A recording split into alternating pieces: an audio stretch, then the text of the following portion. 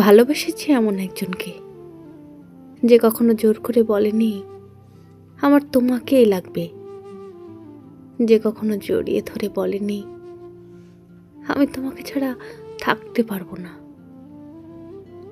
যে কখনো আমাকে আমার মতো করে ভালোবাসেনি, আমাকে আমার মতো করে বোঝেনি।